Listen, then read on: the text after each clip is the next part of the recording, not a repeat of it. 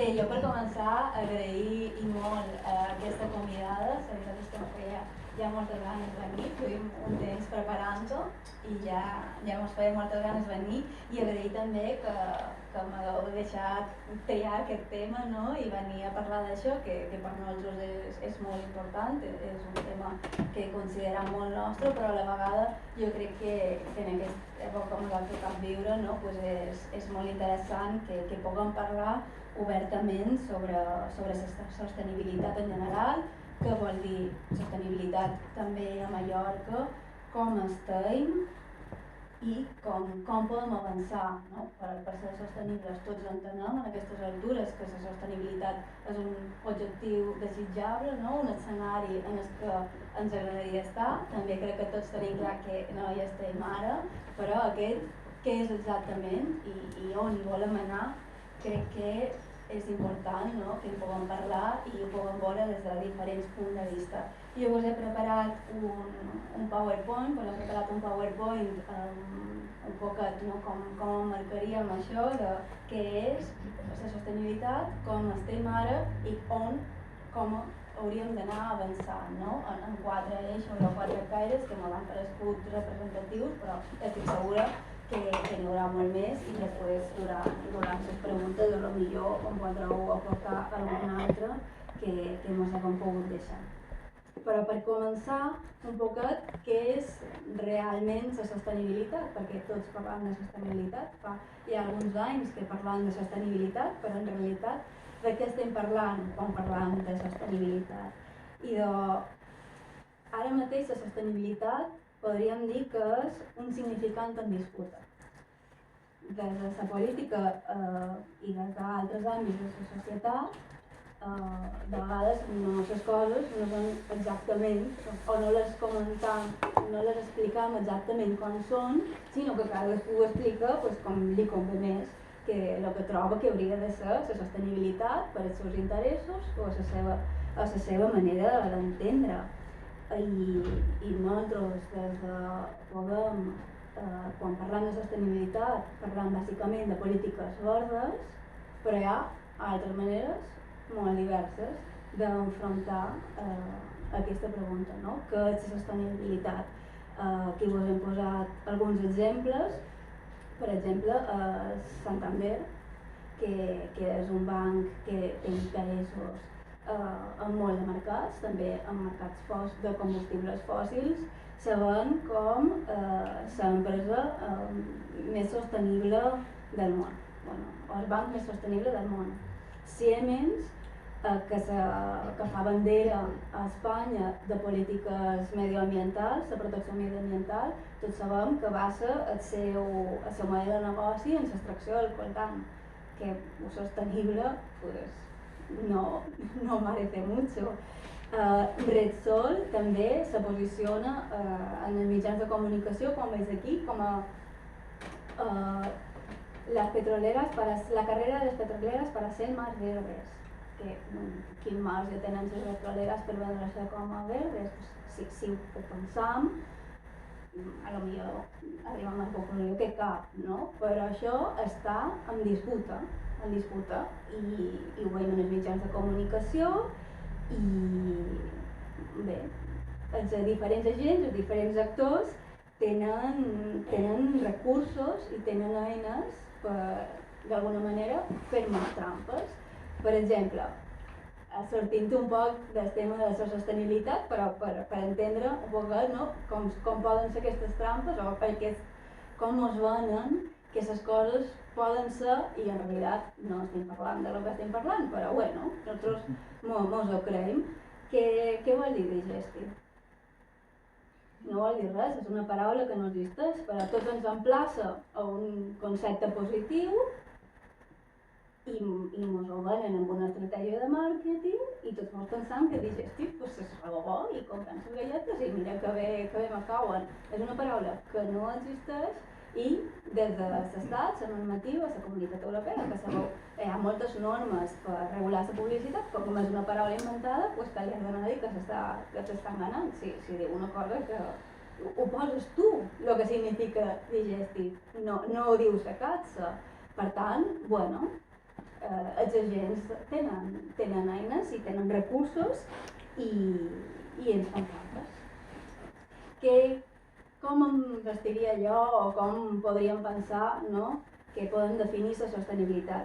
Aquí us he posat dues definicions, una és del diccionari català, la primera, que parla de polítiques que fan compatibles el creixement econòmic i la preservació de la diversitat. També la segona que he posat és la RAE, que parla de una ecologia i una economia que se puede mantener a lo largo del tiempo. Jo crec que aquestes són representatives del que tots, si ens aturàvem a pensar una estona, podríem arribar a la conclusió de que és la sostenibilitat, no? Una activitat, un sistema econòmic, una espècie com l'espècie humana, en el final una cosa que podem mantenir al llarg del temps, que no posa en conflicte els ecosistemes o la manera en què s'abasteix dels recursos que necessita per funcionar, no? Podríem entendre la sostenibilitat com una activitat que pot ser mantinguda al llarg del temps sense acabar destruint els recursos que necessita o qualsevol cosa d'aquestes. I fent un poc d'escala i no parlant només de Mallorca, parlem del món, no? Ara mateix, sostenibles, jo crec que tots i totes tenim bastant clar que no estem a una situació sostenible. Que hi ha canvi climàtic, jo crec que en aquestes altures poca gent ho podria negar, i més amb el que hem dit els darrers anys, aquest estiu, per exemple, però a més que l'han provocat els humans també ja està, científicament ja fa molts anys que està demostrat, i ara a més jo crec que la gent i la societat va entenent que això és així, que és la nostra activitat econòmica, el que nosaltres fem amb els recursos, el que està generant aquesta situació de canvi climàtic. I taules com la que he parlat aquí de l'augment del CO2 a la nostra atmosfera, amb aquest pico que podem veure en el final, que surt totalment del rang del que veníem veient els darrers centenars d'anys, milers d'anys, o aquesta altra taula, que és aquest gràfic que és de temperatures el mes de juliol, aquest estiu, que tots i totes hem tingut un estiu calorós, no el següent, i llarg, no el següent. O sigui, era un estiu que va començar superbresc i després no s'acabava mai, i vam tenir ones de calor seguides que érem incapaços d'identificar, que en el temps ens deia i torna una hora de calor, i no s'havia anat l'anterior. Per tant, és evident que tenim un problema i que el nostre ecosistema en el que vivim, d'alguna manera està arribant a un límit. I, clar, això a nivell mundial, ens podríem pensar, és un canvi planetari que ens afectarà a tots, però no tenim eines, d'alguna manera, des de Mallorca, per revertir la situació. Sí i no. Evidentment és un fenomen local, global, però des de lo local podem fer, i si ho fem tots, aconseguirem revertir o mitigar aquesta situació. I ho hem dividit en quatre eixos o quatre parts, del que creiem que d'alguna manera ens pot permetre enfocar aquest repte que tenim com a societat i com a illa de ser cada vegada més sostenibles, d'anar avançant cap a la sostenibilitat. També hem de tenir clar que no és una cosa que puguem canviar d'un dia per un altre. Però hi ha moltes coses que se poden fer, sobretot perquè estem en fora, molt en fora de la que podríem dir sostenibilitat. I un dels grans reptes que hem d'enfrontar si volem ser una societat sostenible és que el nostre model econòmic ha de deixar de ser un model depredador de recursos, basat en l'extracció de recursos naturals, emplear-los i tirar-los, i ha de ser un model cada vegada més sostenible. El nostre model econòmic se basa bàsicament en el turisme. la nostra gran indústria, tampoc no és que tinguem comparable amb el turisme, no tenim res. I a més el turisme és una indústria especialment contaminant. Podríem pensar que com que no és una gran fàbrica, com que d'alguna manera no hi ha una extracció de recursos, doncs com podria ser una mina de carbó, doncs no estem empleant massa recursos, no podríem d'alguna manera confondre-nos també amb aquest màrqueting que ens fan de que cada vegada som més verds i pensant-nos que no és així. Però el turisme consumeix molt de recursos i consumeix molt de territori. Tenim molt de territori que no estarem explotant fent una mina, però que estem explotant perquè el dedicam en el turisme. Per exemple, aquí he posat 3 exemples que jo crec que són significatius, però en trobaríem molts més i segur que ara ràpidament vosaltres en el cas se poden veure d'altres, però el transport aeri és molt contaminant. I ara mateix no tenim una alternativa sostenible en el transport aeri que no estigui basat en combustibles fòssils. Per tant, per començar, antes d'haver començat a fer l'activitat, ja hem fet la major part de les emissions associades amb el turisme, d'on venir. Després, aquest titular que diu «Con los hoteles llenos, el alquiler de coches siempre funciona bien». Sí, clar, perquè la gent no ve a Mallorca i se queda com de vegades a altres capitals europees, que vas a París i te quedes a París. No, a Mallorca no. Ven a Mallorca i te agafes un cotxe i te recorres tots els dies, si pots. Per tant, sí, però això també té un impacte. Té un impacte en infraestructures, té un impacte en col·lapse de les mateixes, té un impacte en emissions d'efecte hivernacle, però també emissions de pol·lució de dins de les nostres ciutats i els nostres pobles. I després els creuers, que potser també està com un poc més amagat, no? Però us puc assegurar que quan descarreguen els residus, descarreguen molt de residus. I tots els creuers guarden els seus residus fins que arriben a port. En principi, si ho fan bé. L'alternativa segurament és molt pitjor, no? Però, clar, tot això s'ha de gestionar. Més, s'enxufen a la xarxa. Els que no s'enxufen mantenen els motors engegats en el port, amb tota la pol·lució que això significa. Per tant, també el turisme de creuers és un turisme que se considera molt impactant. I aquest impacte que fa el turisme també té molt a veure amb les classes. Perquè sí, el turisme impacta, però el turisme que més impacta, amb diferència, és el turisme de luxe. O sigui, aquest exemple també d'un titular que vam trobar cercant un poc per preparar aquest PowerPoint, s'han creat un iate de lujo, pot destruir les praderes de Posidònia que tarden anys i anys en créixer i així, passant, en 10 minutets, la pentina i potser aquella part la destrueixen perquè la van fragmentant i el trosset que queda petit se va degradant i va desapareguent. I qui diu un iate de lujo diu l'aigua que consumeix un hotel de luxe comparat amb un hotel normal, i ja no comparem ni siquiera amb un resident perquè parlàvem d'ordres de magnitud de diferència. I els nostres recursos, en l'estiu l'aigua no és que sigui molt abundant els darrers anys de la nostra illa. Per tant, tot això té un efecte d'estressor amb els nostres recursos, d'acord? No estem explotant l'illa de manera tan visual com si tinguéssim una mina a cel obert, que les imatges d'això poden ser molt impactants, però l'impacte que fem real sobre el nostre medi ambient i sobre els nostres recursos és igualment molt profund i no mos hem de confondre. Per tant, el turisme és una activitat que té un gran impacte, és una activitat que ara no podem considerar sostenible, però hem de començar a avançar sobre com podem fer perquè aquest turisme d'alguna manera comenci a rebaixar el seu impacte, comenci a avançar cap a una cosa més sostenible. Aquí nosaltres proposam reduir el nombre de turistes, cada vegada se fan més estudis d'impacte de càrrega,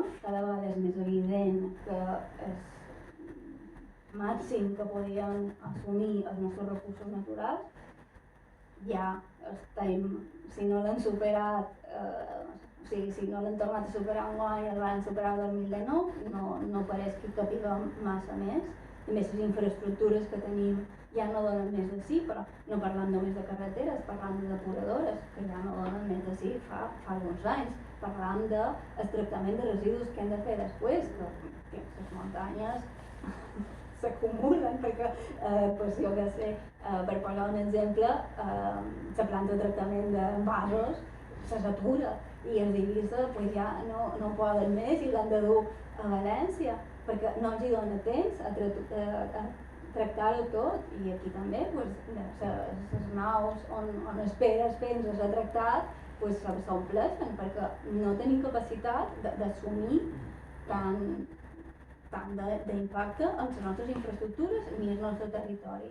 Després, també poden promocionar turismes amb menor impacte o amb externalitats més positives. Turisme de menor impacte, evidentment de luxe no és. Però que tingui més externalitats positives, podríem parlar de, per exemple, el turistes que venen a fer senderisme.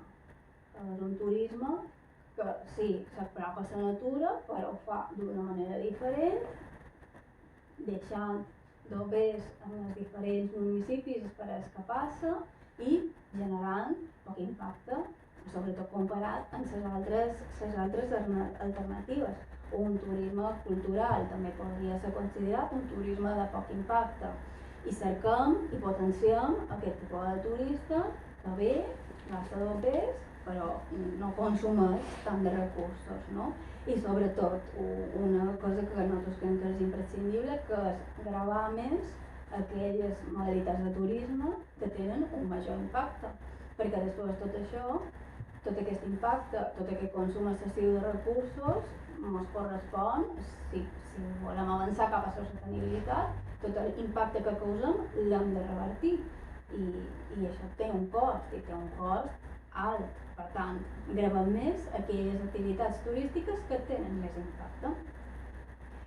I un poquet això és el que jo us havia preparat per turisme com a una d'aquests eixos, una d'aquestes branques que hem d'abordar si volem avançar cap a la sostenibilitat. L'altre seria la transició energètica. Ja fa bastant d'anys que parlàvem de transició energètica i jo crec que tots, quan me diuen transició energètica, què ens referim? Abandonar l'ús de combustibles fòssils. Jo crec que fins aquí ja estem tots d'acord i ja fa uns anys que ens ho anem contant i ho anem tenint cada vegada més clar. Però no fa tant, fa 4 o 5 anys, el gas pareixia una alternativa raonable i acceptable. Sabíem que era fàcil, però no era ni carbó, ni dièsel, ni fuel, ni tot això. Una alternativa que ens deien més neta i segurament en quant a contaminants tipus òxids de nitrogen o sulfurs que després causen contaminació i problemes de salut, doncs sí, en té menys, no? I pareix més net, però segueix sent un combustible fòssil, pareixia una bona solució. D'aquí fa 4 o 5 anys parlàvem del gas com a allò que ens permetrà deixar ja les energies més brutes i tindrem uns anys, emplearem gas i ja després ja estarem preparats. Jo crec que aquesta guerra que estem visquent a Europa ens ha ensenyat que aquest camí intermig tampoc és una alternativa. En el final, els combustibles fòssils són escassos, estan on estan i cada vegada seran més un motiu un motiu de guerra, de conflicte més o menys armat, però al final aquests recursos són escassos i estan en els països que estan, els que teníem a prop ja no els hem acabat, ara els hem d'anar a cercar a una altra banda i aquestes altres bandes també fan com desemplear-los.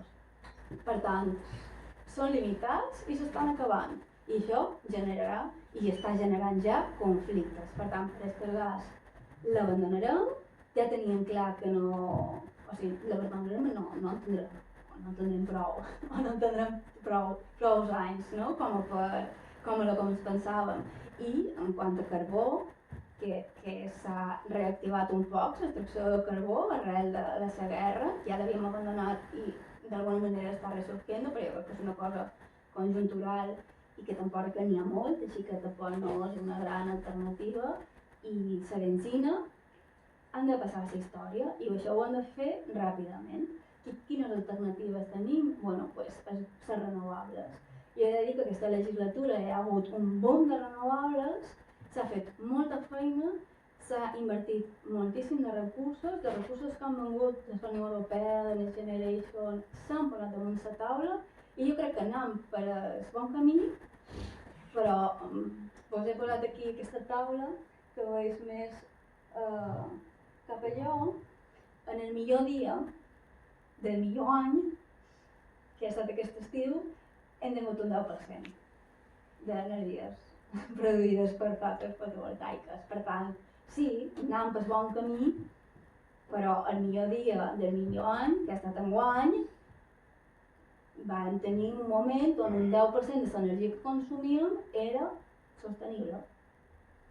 Estem a fora. Jo crec que, com he dit, anem per bon camí, però tenim marge de millora. Aquí que proposaríem nosaltres? Pues, seguir proporcionant i afavorint les energies renovables. És vera que el 10 pareix poc, però fa 5 anys hagués estat un 3. Per tant, bueno, si no me n'acarrim, potser d'aquí 10 anys, no sé. Jo dic que accelerarem, també la tecnologia ha millorat molt. Tampoc no ens podem permetre badar molt. Hem de seguir promocionant i afavorint les energies renovables, potenciant l'empresa pública d'energia, que s'ha creat aquesta legislatura i és una molt bona eina, sobretot per no oblidar-nos de la tercera cosa que hem posat, que és compensar els grups més vulnerables perquè la transició sigui justa. Perquè en aquest escenari de manca d'energia, aquest escenari de manca de combustibles, el que no ens hauria de passar és que aquesta energia verda, aquesta energia sostenible, aquesta energia que de sobte serà barata, sigui només per a aquelles persones amb més recursos. Això jo crec que no ens podem permetre que succeeixi. Per tant, hem de seguir promocionant, hem de seguir afavorint les renovables, hem de seguir apostant per l'autoconsum, però també des de l'administració s'ha de posar recursos en aquesta empresa pública d'energia per poder fer autoconsums compartits, per poder fer inversions desagregades que responguin allà on se necessita més, on hi ha més consum, nuclis de població, i que l'administració pugui assegurar que tothom té accés a una energia verda i a un preu raonable. La quarta branca, la tercera pota que hauríem d'enfrontar quan parlem de sostenibilitat seria avançar cap a una economia circular.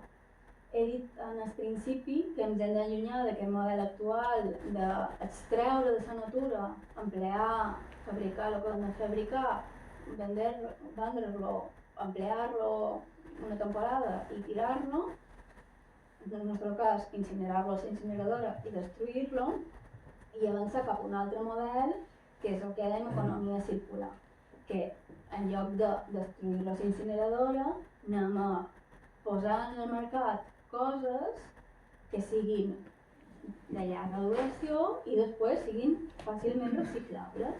Per tant, no acabem destruint els recursos com extrets, sinó que els reconvertim, els reciclam, els convertim una altra vegada en un material que se pugui tornar a emplear per fer altres coses. Si parlem de vidre, que jo crec que és un cas molt fàcil d'entendre, no? El vidre, al final, és l'arena de sílice, que se pot extreure de la natura, se fon i se fan botelles.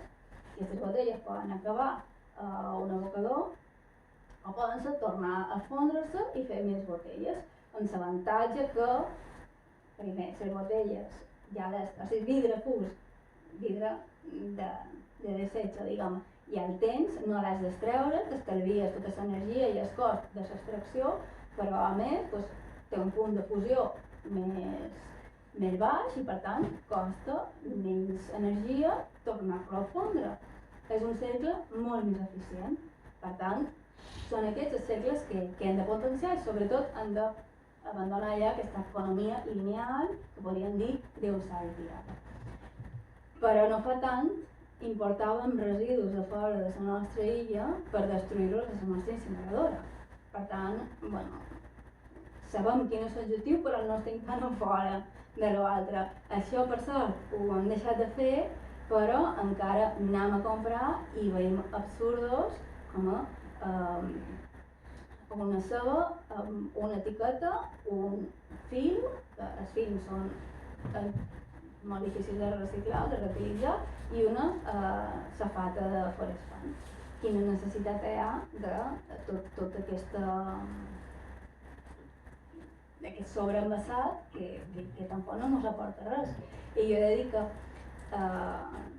amb la pandèmia hi ha hagut un moment, uns anys, on hem tornat enrere algunes coses que havíem avançat en algun moment jo crec que falsa idea de que tant d'embalatge d'alguna manera ens protegia. I jo crec que no era així i tant de bo ho abandonàvem ràpidament. I qui diu la ceba diu el producte nou que acaba de treure Mercadona, que són 2 ous frits amb una palangana. No sé si ho heu vist, però és digne de veure.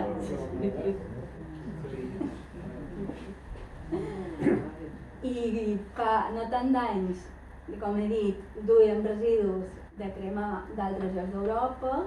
Enguany, nosaltres des del Consell de Mallorca, que gestionàvem ara les concessionàries que té l'incineradora, hem rebut i seguim rebent peticions de governs d'altres bandes del món. Fa poc van venir d'Andorra, però també han vengut de l'Índia, allà també tenen un problema important amb els residus, i d'altres bandes a veure les nostres instal·lacions, i no tant l'incineradora, sinó altres instal·lacions que ens permeten avançar en aquesta economia circular. I la foto que he posat és la foto de la legislatura passada, de quan se va aprovar la nova llei de residus de les Illes Balears, que aquesta legislatura l'hem fet rodar per primera vegada perquè és una llei pionera que ens va col·locar a l'avantguàrdia a nivell estatal comparat amb la resta de comunitats en quant a plàstics d'un sol ús i altres coses com les càpsules i això que de veres varen ser molt innovadores. Igual, si encara van amb plàstic amb 2 ous frits de dins, doncs se poden fer moltes coses. I aquí, jo crec que un dels projectes més transformadors de la nostra economia que tenim ara mateix damunt la taula és un projecte del Consell de Mallorca, concretament del departament que duim nosaltres, que li hem posat de nom Tanca el Cercle, però és un projecte que consisteix en tractar tota la matèria orgànica que generam així a Mallorca, que és molta, perquè el sector hoteler, els restaurants, bars, tot el que està enfocat en els serveis i en el turisme genera una quantitat de desperdici alimentari molt gran i també de material orgànic de rebuig. I aquestes plantes el transformaran, el reciclaran en un compost de qualitat apte per a agricultura ecològica, que ens podrem distribuir en els productors i productores d'aliment de la nostra illa, en els agricultors i agricultores, amb un canal preferent que ens assegurarà, primer, que tenen aquest recurs, perquè la matèria orgànica és imprescindible perquè hi hagi una bona fertilització de les fruites i les hortalisses, i podem emplear matèria orgànica i fertilitzants d'origen ecològic, o podem emplear els altres, els d'origen químic, que malauradament s'extreuen del gas que amb tanques que ja ho teníem complicat. Per tant, no és que tinguem moltes alternatives i generant tota aquesta matèria orgànica com generam, és un absurd ecològic. Destruir la incineradora mentre els nostres agricultors i agricultores han d'importar ja sigui fertilitzants químics o fertilitzants ecològics de fora de Silla en tot el gasto de combustible i emissions associades amb això. Per tant, aquest projecte ens permet tancar el cercle de la matèria orgànica, que és un dels pocs que podem tancar actualment amb la indústria que tenim a la nostra illa, i sobretot fer-ho de proximitat. Perquè crec que és molt important que diguem que l'economia circular està molt bé, però no serà sostenible si no és de proximitat. Perquè si el plàstic d'aquesta botella l'han d'enviar a una fàbrica d'Alemanya perquè faci bolletes petitones, perquè l'enviïn a una fàbrica de l'Índia, perquè en faci un filament, per fer fils, perquè el tornin a enviar cap a Espanya, perquè facin un teixit, que enviem a Itàlia, perquè facin un banyador i ens el duguin a vendre aquí a la plaça Espanya, doncs això pot ser economia circular, però no serà sostenible, perquè com han dit antes, sostenible vol dir que ho puguem mantenir al llarg del temps sense agotar els nostres recursos. Per tant, economia circular sí, però de proximitat, de cercle petit, coses que puguem d'alguna manera fer-ho nosaltres, perquè si no seguirà sent un absurd. I aquí que vos proposam com a per avançar cap a una economia circular sostenible, el que he dit, cicles propers, de proximitat. També augmentar els percentatges de recollida selectiva. Actualment recollim de manera separada un 20%, un poquet més, un 20%, més o menys. I és una de les millors xifres de tot l'estat, però el nostre compromís és que el 2035, i que el nostre compromís que emprès tots a la Comunitat Europea, el 2035 arriba al 65%. Per tant, hi ha molta feina per fer i la matèria orgànica és una fracció on podem créixer molt. On podem créixer molt perquè Palma, per exemple, com a municipi gran per excel·lència, acaba de començar i recoix molt poqueta, comparat amb tota la que genera. I també les grans cadenes hoteleres i que hi ha Palma, la platja de Palma, tot això encara està de fora del circuit. Però sobretot, si volem tenir una economia circular sostenible, el nostre objectiu ha de ser el residu zero. Posar en el mercat, o consumir, perquè posar en el mercat, des de Mallorca, potser no tenim la capacitat de triar què entra i què no entra en el mercat, sabeu que això el mercat ho regula lleis molt més grans, estaments molt més amplis, més traçats, els tractats de mercat els fa la Comunitat Europea. Però nosaltres podem triar consumir coses que no generin un residu. Podem triar anar a comprar, escollir, no aquella ceba que vens a safata i el mastí, comprem una ceba i ja està. Que és més lògic, més fàcil per tots i a més ja no generam aquell residu. I ja la darrera pota que ens permetrà avançar cap a la sostenibilitat i que també en el departament en fem molta feina és l'educació ambiental. Jo crec que així com hi ha coses, que el canvi climàtic existeix, que els combustibles fòssils s'han d'abandonar, crec que també tenim idea de que per enfrontar el canvi climàtic hem de renunciar a moltes coses. I jo crec que aquesta idea no és encertada. No hem de renunciar a aquestes coses. Aquestes coses són absurdos en els que ens hem acostumat, com la de la ceba i la safata i el film, que no necessitam. No estem renunciant a res si comprem una ceba normal. Per tant, tot això que de vegades els mitjans de comunicació i també jo crec que molt relacionat amb el que xerràvem en el principi d'aquest concepte que està en disputa de la sostenibilitat i que cada cada gent polític diu la seva pensant en els seus interessos, no tant en el que és en realitat, sinó en el que pretén aconseguir amb aquest concepte, doncs ens han convençut de que per enfrontar el canvi climàtic, que a més és dificilíssim i ja no ho aconseguim, a minant tal, a més hem de fer moltes coses i no podrem, no sé, comprar roba i només podrem menjar verdures i a més haurem de fer temps d'hivern i de calor l'estiu perquè no podem pagar la calefacció. D'alguna manera desincentivant-nos a prendre la decisió d'enfrontar aquests canvis que sí hem de fer però que no són renúncies. Al final són coses que ens faran viure millor, amb més salut, a un entorn sense contaminació o molta menys contaminació. Per tant, no són renúncies, són canvis que ens beneficiaran a nosaltres com a individus i a tots com a societat.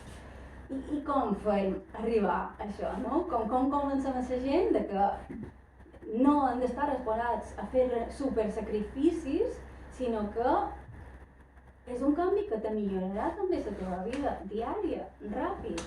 Pues aquí un exemple que hem vist darrerament en els mitjans, no sé d'on ho he tret exactament, però 12 millones de personas en España no saben reciclar correctamente.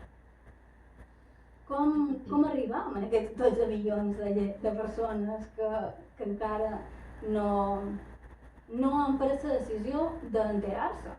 Perquè és això, no? Crec que ho podràs dir.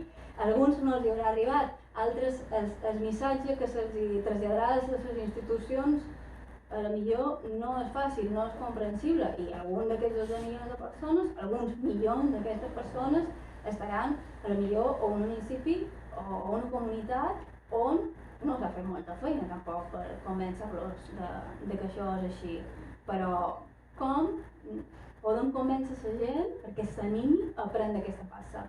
I per nosaltres l'educació ambiental és imprescindible i tenim la natura i el contacte amb la natura i la possibilitat o una illa com la nostra, que encara queden entorns tan fantàstics, tan preciosos i tan ben conservats, que nosaltres estem convençudes que els hem d'ensenyar, hem d'apropar la gent a la natura, els hem de donar una alternativa com pot ser aquest tram de la ruta de Pedransec. La ruta de Pedransec és una magnífica opció per acostar-se a la natura, fer-ho de manera poc impactant, perquè si no te surts del camí i no deixes residus, no has impactat.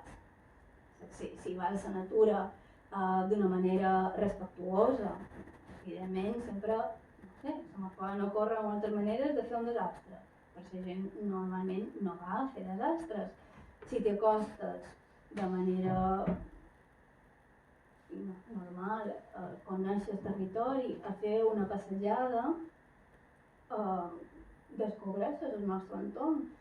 Molta gent de Palma potser no ha fet mai un tram de la ruta de Pedransec i nosaltres estem convençudes de que veure-ho en primera persona, tenir l'oportunitat de disfrutar-ho, d'acostar-se a la natura, com dic, de gaudir-la,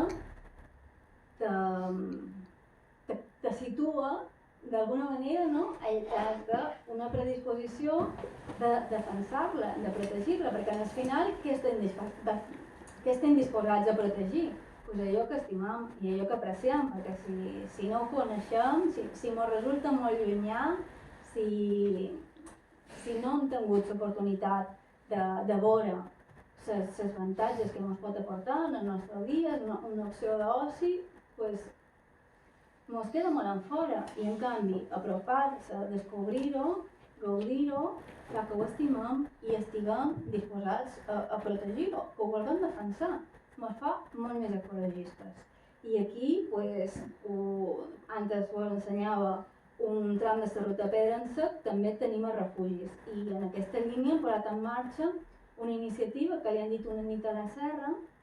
Nosaltres tenim programes d'educació ambiental i un dels que han creat aquesta legislatura és a les escoles, ho oferim a primària, a tota primària, però se solen apuntar de segon cicle, no? Ja al final de la primària, que són un poc més grandets, venia a passar un vespre a un refugi.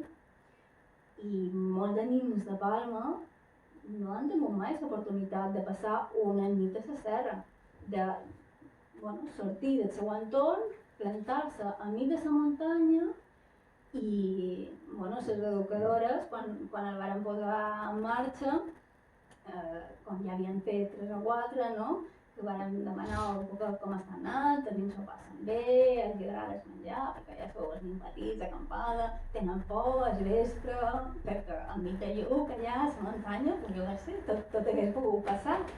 I me'l van traslladar una anècdota que jo la veritat vaig dir, hombre, pues mira, estic molt contenta, perquè me'ls van dir que a les activitats, no?, i que fan, i surten i entren, una nina de repente, ja al vespre, va dir, va traslladar algo així, com que, hombre, quantes estrelles hi ha aquí? Clar, si aquella nina no havia sortit de Palma, pues no havia vist un vespre sense contaminació nocturna. I va quedar com, hòstia, i esto on estava, saps? Pues, com aquesta, jo crec que en el final, aquella nina en concret, però tots els seus companys, tots els que han tingut una experiència més o menys similar, i ens consta que tots s'ho passen molt bé, algun té un poc de por, però bueno, això també té el seu que se'n va amb una idea i una impronta de tan petitons s'enduen a casa seva aquell record que estic segura que els farà molt més ecologistes. Per tant, que proposam amb educació ambiental per avançar com una societat més sostenible cada vegada. Oferir aquests espais a la natura, oferir aquests espais perquè s'hi puguin apropar, que ho puguin fer de forma sostenible i segura, com pugui ser un camí senyalitzat. Si la gent no ha anat mai a la natura, ha d'anar per un camí, això tots en general, no? Però a més, si està ben senyalitzat, no t'arrisques a perdre-te, si te passa alguna cosa, al cap d'un ratito passa una altra, perquè tothom passa per allà mateix i te pot ajudar si necessites, el que sigui, i en qualsevol cas no te surts del camí, no impactes sobre la resta, que la vegetació no està allà perquè la trepitgem quan anem a la natura ni molt manco, i a més el Consell fa una tasca de neteja, de si deixen en brutó. Podríem fer-la amb més intensitat segurament perquè hi ha molts de quilòmetres de camins, però es van passant les brigades i d'alguna manera aquell possible impacte és controlat i se va reparant. I també arribar a les seccions de la població menys conscienciada. Potser si una família amb molt de recursos sí que s'ha pogut permetre anar un cap de setmana al Santuari de Lluc o a un lloc semblant i han tingut aquesta experiència i ja està.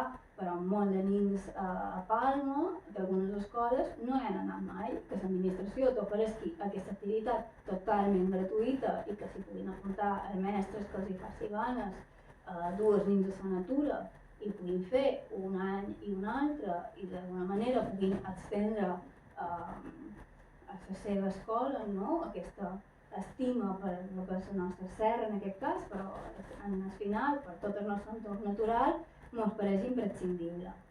I jo crec que això és tot el que us volia contar. No sé si vau cantar moltes coses i un poc ràpid, però no me volia quedar en res. Espero que us hagi agradat.